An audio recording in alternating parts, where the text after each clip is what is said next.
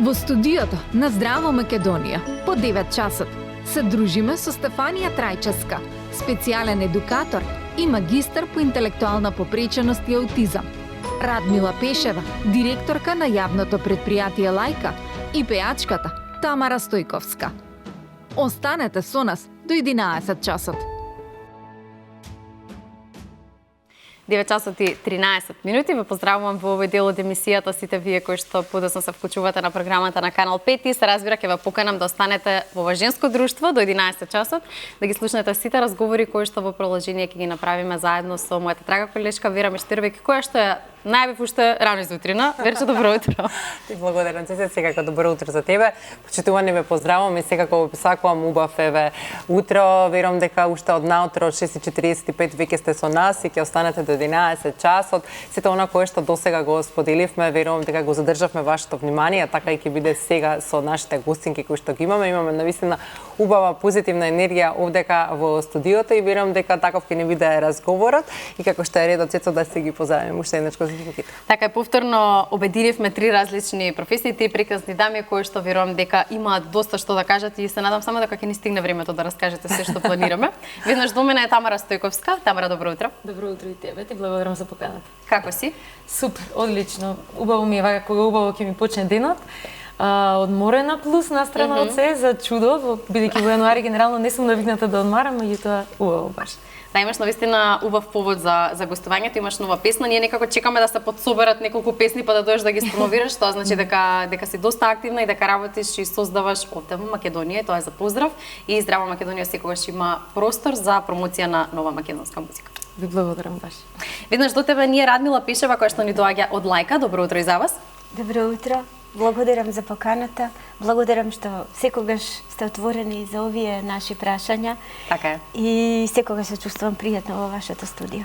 И ние се чувствуваме пријатно во ваше друштво. Морам да забележам дека сте доста љубовна ова утро, барем во бојата на љубовта, сте мојата омилена боја розова. Но тоа не е воопшто случајно, бидејќи имате убава кампања за која што ќе зборуваме, биде мојот Валентин на еден ден. Нешто подоцна ќе откриеме, само чисто како најава една од темите која што ќе обработиме ова утро.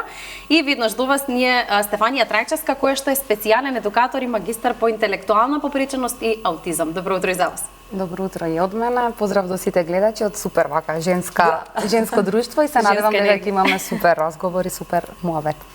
Да, мислам дека сте ни прв пат вие во Здраво Македонија, ако не се лажам. Тука да. Но секогаш за жал или за среќа има актуелни прашања на кои што сакаме да одговорите, да ги едуцираме малку повеќе родителите за сето она кое што вие го работите и се разбира со време да може да се забележат сите оние поинакви начини на расположение или сето она кое што вие како стручни лица го очувате кај децата и со време да дојдат и да се обратат кај вас. Имаме доста прашања за вас, се надевам дека ќе стигнеме да бидеме доста едукативни ова утро. Но ќе започнеме со иницијативата на јавното претпријатие Лајка. Токму за денот на влюбените, биде мојот Валентин на еден ден. Кажете ни малку повеќе. Сакавме да го одбележиме в февруари е месец на љубовта. И на виното. Не за кучињата. За нас виното, љубовта за кучињата, така ќе се поделиме.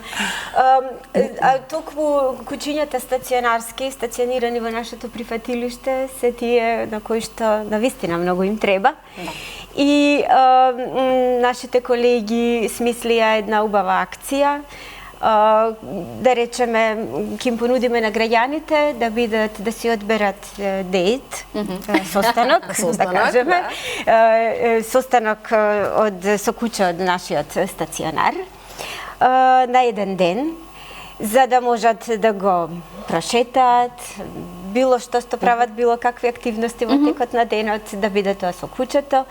И зошто ова ни е потребно и сметаме дека е супер акција, затоа што прво ова е единствена шанса кучето да излезе од стационарот. Многу често овие кучиња практично со години не виделе ништо подалеку од ѕидовите од просторот каде што се затворени. Им треба социјализација, апсолутно. Им треба социјализација, им треба да почувствуваат комуникација со други луѓе, освен персоналот, да почувствуваат дел од нормален живот, да прошетаат надворот од, како се вика, границите на прифатилиштето. Ова на еден начин ние имаме нели правила за оваа наша, да кажеме, акција. Така е, слободно треба да ни споделете ги, пратат слики, треба да нели да знаете кој ќе го шета да куќата. тагираат предпријатијата, се пријавуваат граѓаните, оставаат телефонски број во порака и не им се јавуваме, договараме, практично нашите колеги, откако некој ќе се пријави, нели, за да прошета куќе, практично да фостерира куќе на еден ден да му биде собственик. Ние го правиме соодветната спојка. Прашуваме дали имате искуство, дали чувате веќе куќе, за да можеме да им дадеме соодветно куќе за да го намалиме ризикот, нели? Гледаме, тоа им објаснуваме дека тоа треба да биде во контролирани услови, во безбедни услови, каде што нели не може некоја ниту штета да направи куќето, ниту куќето да биде повредено. И ова е, да речеме, една стварно навистина голема шанса куќињата да се социјализираат, да се популаризира идејата за вдомување, затоа што, верувајте, акцијата не изненади колку има силен одзив. Ние не очекувавме дека многу луѓе ќе ни се јават, затоа што на некој начин мислиме дека нашите куќиња се стигматизирани или анатемисани, дека сете тоа стационарски, дека можеби потешко ќе се управуваат, затоа што... И прв пат правите ваков тип на акција, не знаевте, нели?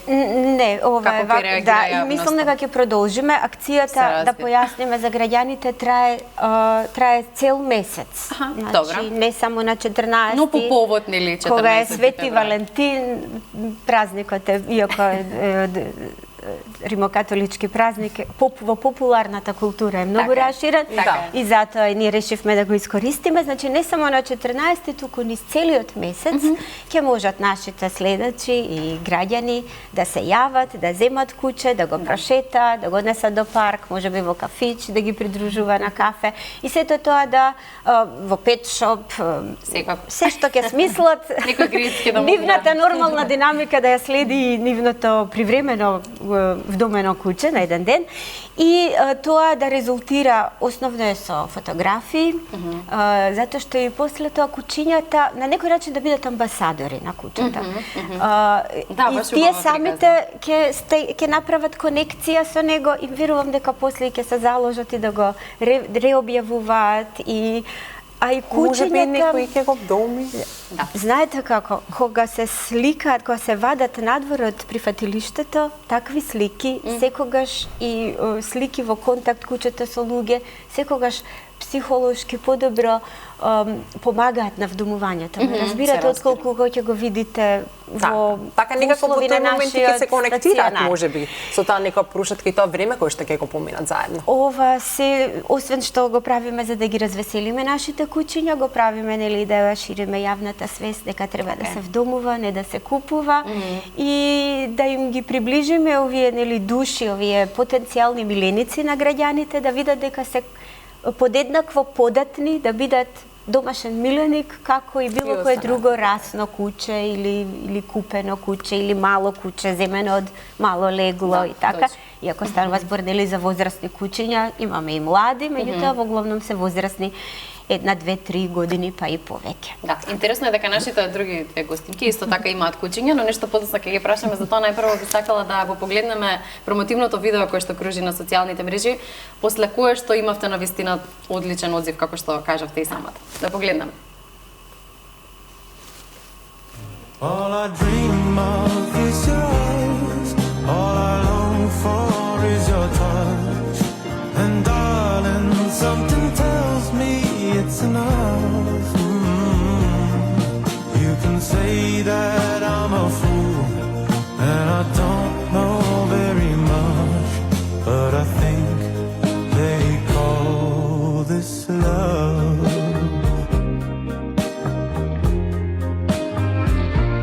One smile, one kiss, two lonely hearts is all that I need now, baby. You're on my mind every night, every day. Да, одлично, тоа накратко Така, можевме ние си да скоментиравме во однос на сето она и имињата кои Ако што беа. имињата, ако смеам да додадам, Да, се разбира. значи ме прашавте, не се само овие кучиња во игра за прошетки, за нели за да споделите еден ден со нив. Граѓаните кои што се пријавуваат ги прашуваме, па и надвор од овој спектар кој што сме го вклучиле во промотивното видео, им нудиме наши кученца, имаме попензионерски кучиња, поживи енергични кучиња, кучиња кои што сакаат да седат и да го гледаат светот како поминува низ нивни очи. Така да гледаме некој совршена спојка да направиме. Апсолутно. И другите. Значи сите наши миленици се во избор. Ако некој знае, не следи, ја следи страната, некој посебно куче сака, граѓаните си го бараат и тоа куче. Ги подготвуваме на што се спремни, ако тегне кучето, ако е појако, ако е реактивно на други кучиња. Така што се трудиме да го минимизираме ризикот. Така и треба, апсолутно, за и секој на кој што ќе го земе кучето се чувствува сигурно и безбедно, без разлика дали има дома кучиња, дали има искуство со истото, сепак треба да биде подготвен за сето на кој што го очекува. Стефанија, освен вие што имате, нели, ваше милениче, имате кученце како што ни кажавте пред да се вклучиме, важно ми е да споделиме колку домашните миленици може да помогнат во растот и развојот на децата. Многу може да помогнат. Од моје лично искуство, бидејќи имам кученце пекенезер, Зои се вика, едно мало поздрав до Зои. Сигурно е за лепата телевизија. Тоа ми е единствен пријател и цело време на социјалните мрежи кажувам што никогаш не ме има оставено и никогаш не ме има разочарано и секогаш било тука до мене.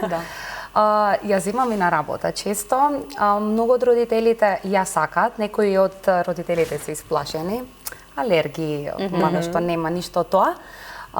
Знаем многу да ни помогна за дечиња кои што пелтечат во процес на пелтечење. На кој начин помагаат?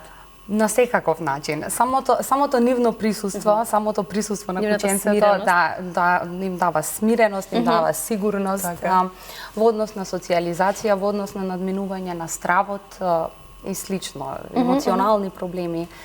Има доста од дечињата кои што бараат Зои да биде во присуство на час, па ако не е тука да се лута, па ја бараме Зои, па Зои ја вклучуваме во сите активности, па ја храниме во однос на развивање на символичка игра, па ја галиме Зои, па ја храниме Зои, има милион работи кои што Зои може да им помогне на дечињата. Да, значи, апсолутно е позитивно да се вдоми миленик, без разлика дали ќе се купи или во случајов нели да се згрижи од вашиот стационар. Тамара, колку твоето куче ти помага во тоа да бидеш смирена, да изгледаш одлично на сцена, да имаш мир со себе и ти дава инспирација за создавање нова музика? Па премногу, буквално таа љубов не можам да ја споредам со ништо друго што сум го имала во животот. Баш како што кажа, емоционална поддршка е преголема, безусловна љубов, те учи и на одговорност, пример, баш онака нели има дури и многу често се зборува во 20-тите години кога ќе земеш куче дека те учи на некоја поинаква одговорност. Добро. Така да јас сум со мачките, само ве слушам.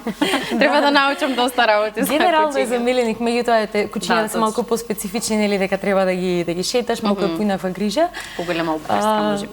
Да, малку поголема обврска, меѓутоа вреди секоја обврска, вреди се што правам за кученцето, се вика джез, како джез музика. Джез, браво. Да. Баш по музиката претпоставувам дека веќе приватно сигурно слушаш некоја таква музика, така да изгледаш. Слушам различна музика. Еве следно кога бив домила куче би било фанк веројатно. Значи имам уште да вдомам. Можеш да се пријавиш во лајка да бидеш една од шетачите. Да, дефинитивно да, кампањата е преубава и снадевам дека и јас ќе стигнам да Може, зошто да не. Да те сакам лесно е твојата најнова песна која што навистина предизвика голема реакција во јавноста поради тоа што има доста специфичен спот кој што ќе можеме да го погледнеме на крајот од твоето гостување, но за почеток како се роди оваа приказна? Па многу природно би рекла. Песната е за љубов и баш е наједноставен мотивот. Мотивот е љубов, чиста љубов во сите облици би рекла. Ја работевме заедно со Коста Хаджикојчев. Со Коста веќе работиме неколку години. Добро се познаваме, работиме активно цело време. Значи тимот не се менува. Да, тимот не се менува. И баш онака кога разговаравме за што ќе биде следна песна, викам сакам љубовна песна. Онака досега сум немала песна што била баш за среќна љубов. Као си да се нели некоја љубовна тематика, Меѓутоа вака Потажни. Да, потажни. Вака среќна љубовна песна досега не сум имала и некако можеби и најтешка ни беше запишување досега, што ми е многу чудно. Мисля дека ќе одим некако многу лесно, меѓутоа ете за мене и за Коста веројатно вакво нешто е некако потешко да го напишеш. Знаеш дека е тешко за срека да се пее. Да, тешко е. Песни таму за тажни љубови. Да шегувам. Интересно е како што споменав твоето појавување во спотот во форма на срце, носиш нешто специфично кое што ќе може да го погледнеме во продолжение, но она што ќе го погледнеме е всушност твоето појавување низ Скопје. Мислам дека само низ улиците на Скопје се појави. Многу ме интересираат реакциите од граѓаните, кои што ќе ни ги кажеш видно што погледнеме за што станува збор. Ајде, само да ширимо љубов низ Скопје. И знаеш ти си тој, со тебе знам дека добро сум што и да биде. Ти си крај мене и ништо друго на светот не ми е важно. Што ме погледнеш, знаеш како сум, знаеш каде сум. Сум мисли тргнала, без тебе не сакам ден јас да помине сонце, да те сакам лесно. Колку си слободна на вистина секоја чест. Не знам како реагираат луѓето бидејќи така некогаш и да прашаме некој како си, мислам дека ќе го збуниме или да му посакаме од негде никаде убав ден.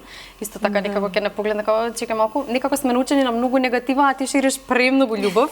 Секоја чест на вистина за тоа и затоа ме интересираат реакциите од случајните минувачи. Па имаше некои кои беа така малку повоздржани Чека малку што или ти е. снимаа скришно.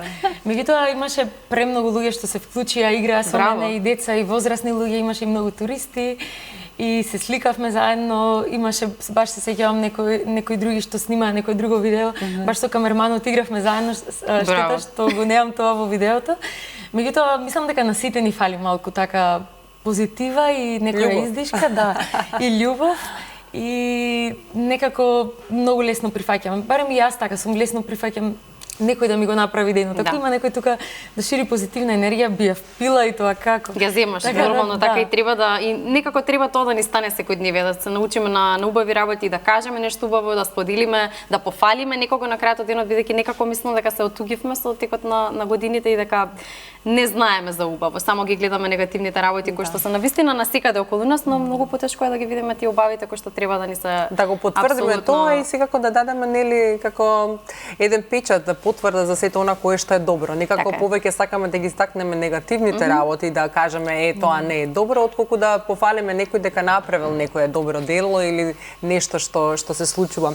Стефанија, често се мешаат поимите логопед, дефектолог и специјален едукатор. Како да им објасниме на родителите која е разликата помеѓу овие? Така, јас кога се запишав на факултет, започнав во дефектологија, по стара терминологија, меѓутоа дипломирав на специјална едукација и рехабилитација, баш поради таа стигма за тој дефект што постои во самиот назив на тој термин дефектологија. Меѓутоа, за жал, некако во пракса се уште не препознаваат како дефектолози. Да, специјалниот едукатор и рехабилитатор можеби малку долго е, да, меѓутоа се уште е дефектолог народски познато. И малце страшно им звучи на родителите и тоа често се случува и во пракса, кога ќе дојдат кај нас на консултација, дали детето ќе ми работи со логопед или со дефектолог. И сега кога треба да се нагласи односно специјален едукатор, малце тука Малку е поблаг терминот, барем мојот личен впечаток од дефектолог, специјален едукатор. Да, дефинитивно, меѓутоа некако во пракса се уште така не препознаваат. Како што кажав, и родителите се плашат од тој назив, меѓутоа треба да сватат дека ние имаме еден игрив пристап, преку плеј терапија, каде што ги развиваме најважните основи кај детенцето, кои што доаѓаат до говорот кога веќе логопедот треба да работи, меѓутоа додека дојдеме до тој говор, ние како дефектолози, односно специјални едукатори и рехабилитатори, имаме голема работа, односно во работа на однесувањето на рецептивниот говор додека почна логопедот со работа. Така, усетите некои први сигнали за посета на специјален едукатор, каде што најчесто родителите ги игнорираат кај своето дете? не знам дали ги игнорираат или не ги прифаќаат. Па за тоа е игнорирање. Да, има многу родители кои што глават во таа фаза на неприфаќање на симптоматологијата кај детето, што е на терет на самото детенце. Меѓутоа, јас веќе можеби сум досадна, секаде јавно нагласувам дека мора родителите да бидат во корелација со развојот на детето, односно да знаат во која фаза што детето треба да прави, што се очекува од него. Значи, секоја симптоматологија, се што не е складно за возраста, да се обратат кај нас.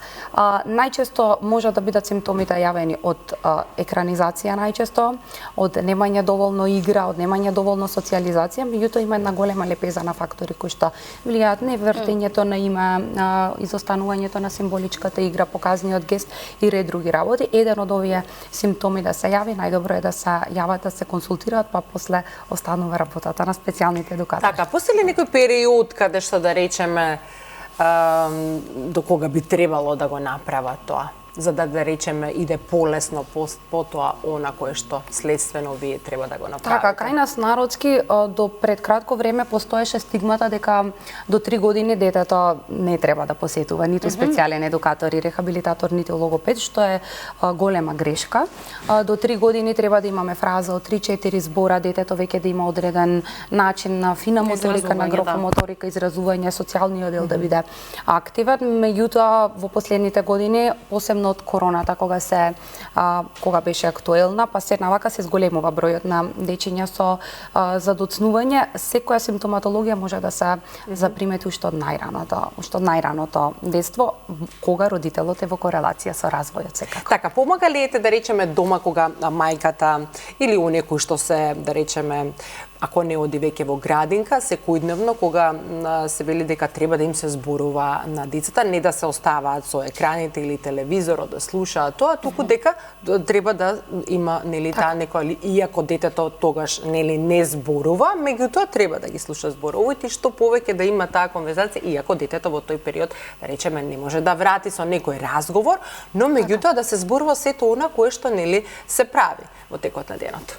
Така, ние специјални едукатори и рехабилитатори, логопедите, препорачуваме дете веќе година и пол да биде во градинка, бидејќи сосема е различно времето во кое што моментално ние живееме. Јас не сум била во градинка, баба ми ме израснала, меѓутоа тоа било време каде што не имало технологија, не имала таа екранизација. Многу е важно каков модел му се дава на детето, каков пристап имаме ние како модели, без разлика дали се баби, дедовци, мајки, татковци, старатели, кои да е.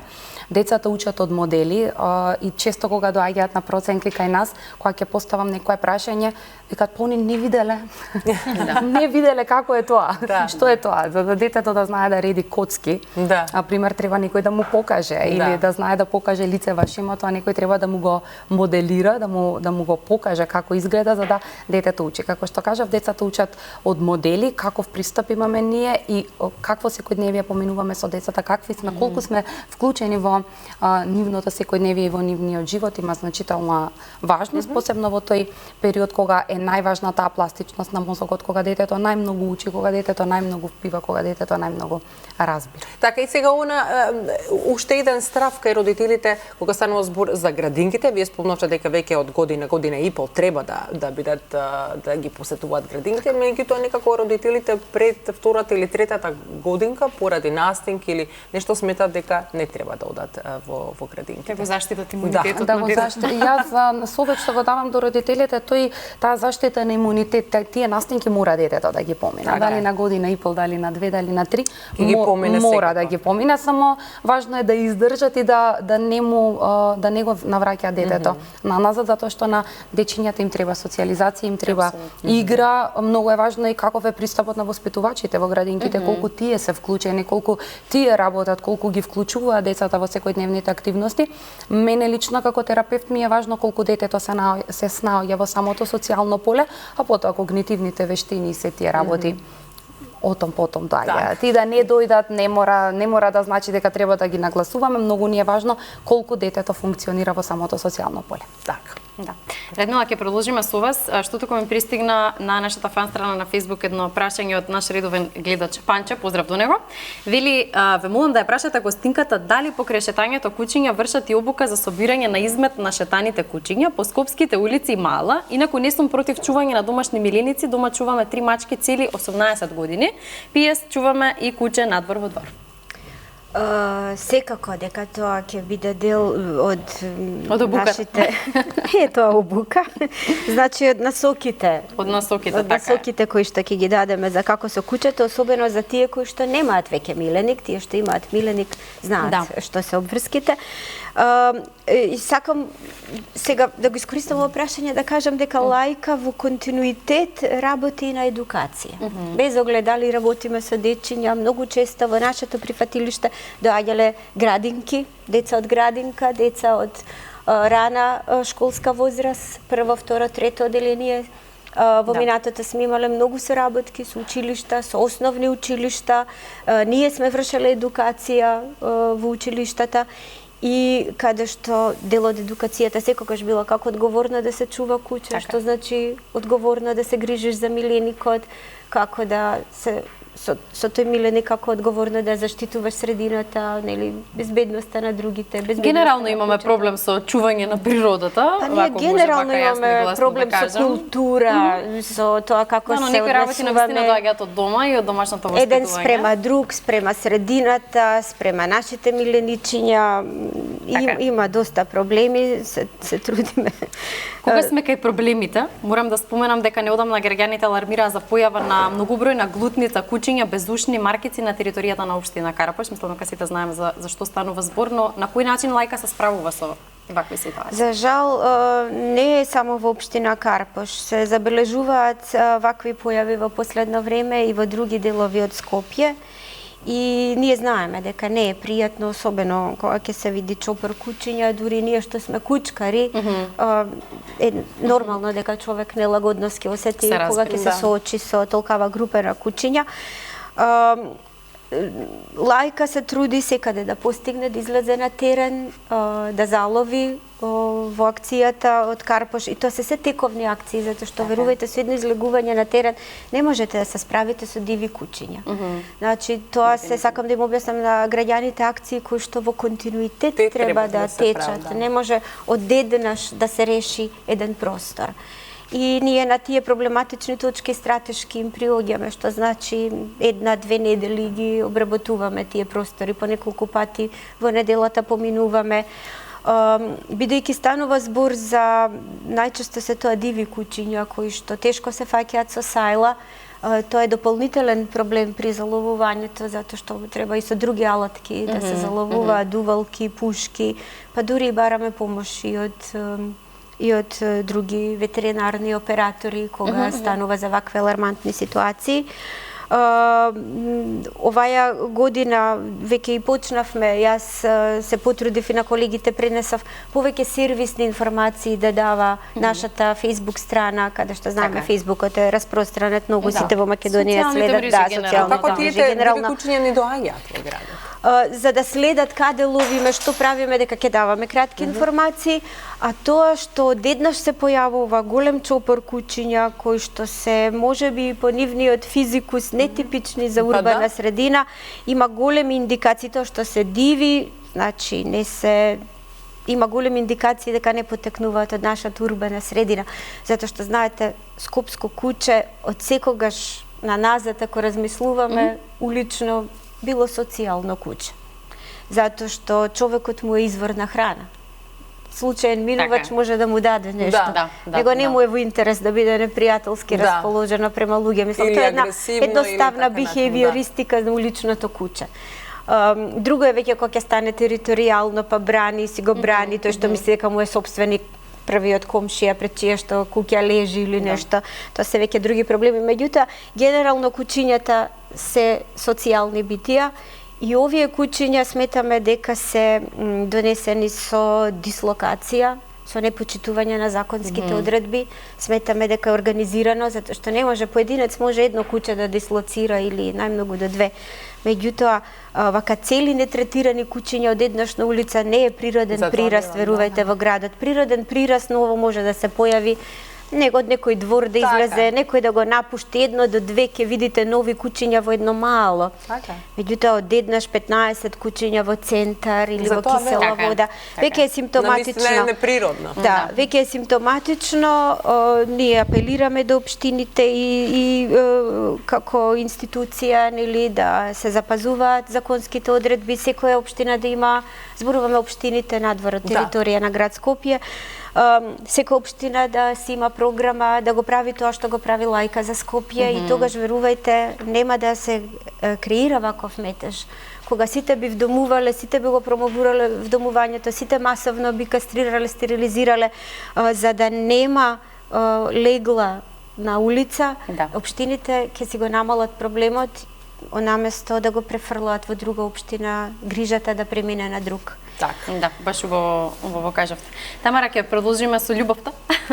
Имаше еден интересен серијал на Инстаграм по кој што си препознатлива, барем јас така стигнав до тебе уште многу одамна, ако љубовта беше песна. Кажи ни малку повеќе за ова и колку тоа оваа форма ти помага да се доближиш до публиката. Па многу нови луѓе запознав и тие ме запознаа мене преку овие видеа, се многу по-спонтани и по-природни од тоа што го правам, нели, со моите песни и спотови. И мислам дека баш поради тоа луѓето се поврзуваат некако полесно, бидејќи сметам дека сите сакаме ние да видиме нешто поискрено, пореално, по-неисценирано. Ако љубовта беше песна одамна, јас сум викала за некоја песна, ова песна ми е љубов, ова песна ми е љубов, само некако не ми се поклопиле коцки да го спакувам тоа во таков серијал. Првенствено планирав да биде тоа една песна, меѓутоа после сватив дека многу песни за мене се љубов и некако така спонтано. А и дека имало фидбек од публиката. Иако без разлика дали пееш твој рефрен или некој познат македонски рефрен. Да, дефинитивно. И после тоа сватив дека тоа може да е одлична прилика да испромовирам повеќе македонска музика, некои постари песни што се заборавени, што генерално општо се залагам вака да ги одржиме во живот и на настапи, така да ова некако многу мои желби се споја во едно и така спонтано кога имам можност гледам да објавам такви видеа. Не сум константна колку што сакам да бидам. Сега да завршиш, да ти кажам, знам дека ја промовираш новата песна, но редно време е да направиш уште еден рефрен. Да, дефинитивно. Сега серијал. Сега месецов особено, пошто месецов е вака за љубов, дефинитивно да. Дефинитивно ќе имам повеќе такви видеа. Може. Кажи ми каде настапуваш периодов? Дали имаш доволно настапи, имаш ли време да се одмориш ако воопшто нели имаш толку многу настапи? Да. Па за промена оваа година малку се одмори вака во јануари, сите некако си почна сите да си го земаат нели јануари како одмор. Особено вие музичарите? Да.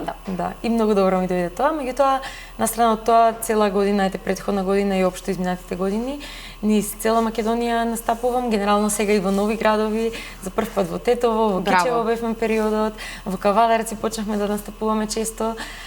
И ми е многу драго, нови луѓе, нова енергија, нова публика, мисијата со македонска музика што сакаме да ја нели на свирки ја негуваме. Ја шириме во нови градови, ја шириме во нови градови бидејќи претпоставувам дека голем дел и од гледачите знаат, меѓутоа македонска музика на настапи низ Македонија многу ретко се точно. Веројатно затоа што публиката не прима.